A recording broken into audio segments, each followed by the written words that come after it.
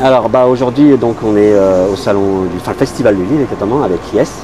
Voilà, donc je voulais un peu savoir ce que tu pensais un peu des placements d'enfants. Alors d'un point de vue général et global, je pense que dans certaines situations et dans certains cas, le placement des enfants est primordial, en institution ou en famille d'accueil. Dans d'autres cas, je pense qu'on devrait aussi devoir pousser tout ce qui est dispositif type accompagnement éducatif en milieu ouvert, ne serait-ce que pour faire de la prévention. Après, en termes plus global, je pense qu'un placement reste maltraitant quoi qu'il arrive. Voilà. En collectivité ou en famille d'accueil. Maintenant, c'est comment on l'accompagne et comment l'institution accompagne aussi ses enfants, qui sont dépendants du coup de l'institution. Parce qu'en plus, ce qu'on disait, c'est qu'il y a un manque d'accompagnement, surtout après la sortie des enfants. Ah bah surtout après la sortie des enfants, moi je pense, et je prends toujours comme exemple le chiffre de l'INED qui date de 2006 quand même, qui dit que 40% des personnes sans domicile fixe âgées de 18 à 25 ans sont issues de l'aide sociale à l'enfance. C'est 2006, on est en 2014. Je pense que le nombre, ça ne m'étonnerait pas que le nombre ait augmenté. Donc on peut aussi se poser la question de l'après-placement et puis même au retour dans la famille biologique.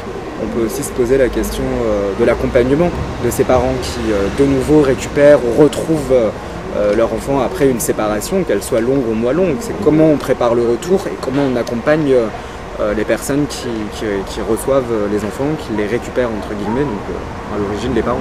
Oui, des enfants qui sont aussi justement un peu cassés par ce placement parfois et peut-être mal dans leur peau, qui ont besoin aussi de retrouver des références, de revivre avec leur famille parce que quand ils ont été coupés pendant 10, même plus lors d'un placement, donc après ils sont un peu démolis, quoi. Exactement, c'est comment on accompagne la famille au sens large, les parents, les enfants, sur un retour à domicile ou alors après la majorité pour les enfants, qu'est-ce qu'on en fait?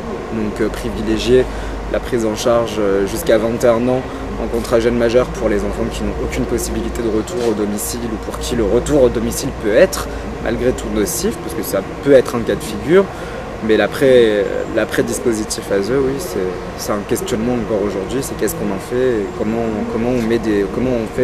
on rend homogène les dispositifs sur le territoire. Parce que moi je sais que dans certains départements, on a des départements qui vont proposer des contrats jeunes majeurs, donc avec une prise en charge 18-21 ans, avec quelques conditions. Et on a des départements qui, sous prétexte financier, refusent maintenant d'établir des contrats jeunes majeurs avec des personnes qui ont été placées à l'ASE. Voilà. Et puis en termes d'accompagnement éducatif, en général, à la majorité, on ne propose pas du tout d'accompagnement éducatif en milieu ouvert. Donc on laisse aussi les parents livres à eux-mêmes, et ça, malheureusement, c'est une réalité.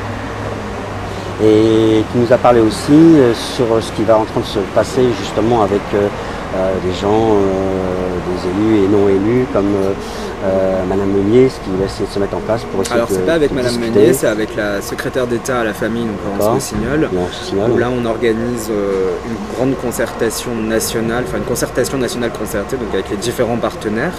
Donc ce sera donc, dans un premier temps les enfants placés, ensuite dans un second temps les présidents de conseils généraux, les juges pour enfants, les travailleurs sociaux, les associations et les parents d'enfants placés. Avec toutes ces personnes et avec toutes les parties qui gravitent autour de la protection de l'enfance, on va essayer de faire remonter à la fois les dysfonctionnements, à la fois aussi les parcours de vie, pour évaluer les dysfonctionnements et trouver des dispositifs et remettre du cadre aussi à la protection de l'enfance et à l'aide sociale à l'enfance. Voilà. Et ça, c'est un travail de longue haleine qui va s'effectuer sur du long terme, donc un vrai travail de fond qui va être mené donc, avec le ministère. Voilà. D'accord. Pour arriver justement à l'évolution des dispositifs, à une homogénéité des pratiques et un plan d'action national sur la protection de l'enfance. Donc tout en prenant en compte la parole de chacun. Donc on peut espérer à court terme, d'ici l'année prochaine, que les parents, la voix des parents pourra peut-être être entendue. Bien sûr. Ah mais ça c'est quelque chose sur lequel j'insiste, sur lequel je m'engage tant que je serai sur ce projet-là. C'est les parents seront aussi entendus par les instances dirigeantes. Les parents seront entendus par les instances dirigeantes afin de recueillir à la fois les dysfonctionnements qu'ils ont pu observer en leur place de parents et aussi les propositions qu'ils préconisent justement pour améliorer tous les dispositifs qui peuvent exister. Mais les enfants bien sûr seront eux aussi entendus et d'ailleurs ils seront entendus en priorité dans ce long processus de travail. Voilà. Parce que oui, eux, ils sont à l'intérieur, donc automatiquement ils ont certainement entendu, vu des choses, subi des choses aussi. Exactement. Donc il est important aussi de les entendre. C'est la base même de toute façon de ce travail. Voilà. Non, je te dis, quand ils subissaient des violences au sein du foyer, tu as bien vu quand on a remonté à la plaine, là, au service qui s'occupe des foyers, là, la direction, l'enfant c'était un menteur. La situation s'est retournée contre moi. C'est-à-dire que la parole des enfants aujourd'hui reste encore très peu Non, il est revenu avec des bleus, il était battu par un éducateur, je l'ai dénoncé, une éducatrice l'a vu, elle m'a dit oui, je vais surveiller, puis au moment de dénoncer, plus personne. Là, ils essayent de, si je l'ouvre, si je porte plainte, retourne la situation contre moi. Mise en danger des autres enfants n'ayant pas dénoncé le jour même l'éducateur. Parce que j'ai dit à Johan, écoute, t'es en ITEP, la semaine tu n'es plus au foyer. Ouais. Tu dors là-bas que le jeudi soir, le samedi je te récupère, coule-toi la douce, évite-le. Il ne dit plus rien, il reste que 2 mois à tenir comme ça. Donc j'ai mis en danger les autres enfants, donc ils sont en train de retourner la situation contre moi. Il y a ce problème de sanction des parents qui veulent dénoncer. L'éducateur vit toujours là, hein. Il travaille toujours dans ce foyer. Non, mais des dysfonctionnements comme celui-ci, de toute façon, c'est vrai que c'est... Voilà, on l'a observé aussi dans d'autres structures, c'est des témoignages... Mais l'enfant, c'est pas vrai, qu'est-ce qu'il dit, c'est faux, il s'est peut-être cogné avec un autre, alors qu'il y a des témoins. Voilà, on est dans un cas typique de maltraitance institutionnelle.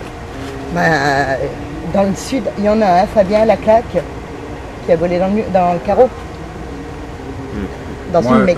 J'aurais une petite question à vous poser. Pensez-vous qu'une réforme judiciaire serait envisageable au niveau de la protection de l'enfance? Je pense qu'il faut en effet remettre un cadre législatif au niveau de la protection de l'enfance. Aujourd'hui, il y a un cadre législatif qui a fait ses preuves, qui dysfonctionne assez régulièrement. Donc je pense qu'en effet, il faut réfléchir aussi à d'autres dispositifs et peut-être à un nouveau cadre législatif, en tout cas une amélioration de ce cadre législatif.